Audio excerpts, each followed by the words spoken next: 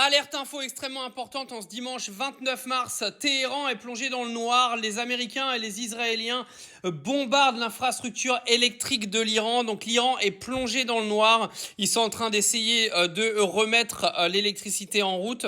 Il faut savoir que l'attaque sur des infrastructures électriques, les amis, ce sont des crimes de guerre parce que ce sont les civils qui aujourd'hui vont pâtir de ces attaques israéliennes et américaines.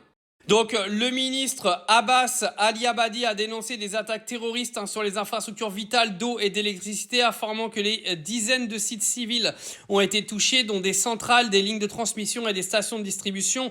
Des vidéos montrent des quartiers entiers de l'est de Téhéran et de Karaj plongés dans l'obscurité.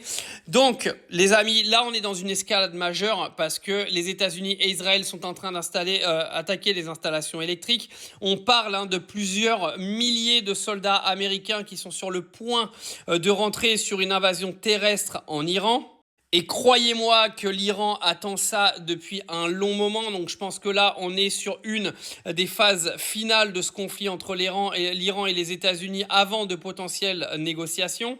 Alors, est-ce que les Américains et les Israéliens ont fait exprès justement d'attaquer ces infrastructures électriques pour pouvoir faire l'invasion terrestre au même moment? On va le savoir dans les heures à venir.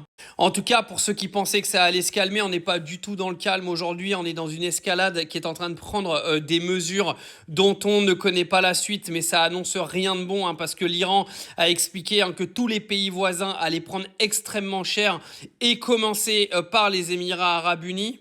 Il faut savoir que des universités iraniennes ont également été touchées et que l'Iran menace toutes les universités américaines aux Émirats arabes de représailles immédiates. On remarquera que depuis la fin février et le début de ce conflit, Israël et les États-Unis n'hésitent absolument pas à taper sur les civils iraniens ou sur les installations qu'ont besoin les civils aujourd'hui. Ce que ne fait absolument pas l'Iran. Au passage, l'Iran, il tape sur tout ce qui est base militaire américaine, base pétrolière, sur les ports, mais il ne tape pas sur les civils en fait. Les Israéliens et les Américains ont bombardé une école et tué 160 enfants et sont aujourd'hui en train de bombarder des infrastructures dont ont besoin les civils pour vivre, c'est-à-dire l'eau et l'électricité. Donc quand on vient faire passer par exemple l'Iran pour un régime ultra répressif et qu'on est l'Israël et les États-Unis et qu'on vient bombarder les civils iraniens, on n'est pas trop en mesure d'ouvrir sa grande gueule. Donc affaire à suivre dans les heures qui viennent parce que je trouve qu'on est dans une escalade certaine du conflit. J'ai hâte de voir également demain à l'ouverture des marchés le prix du baril de pétrole parce que je pense que ça va être une dinguerie. Et clairement, qu'on se le redise, et on ne peut être que d'accord avec le ministre iranien, ce sont bien des attaques terroristes qui sont commises par Israël et les États-Unis en Iran.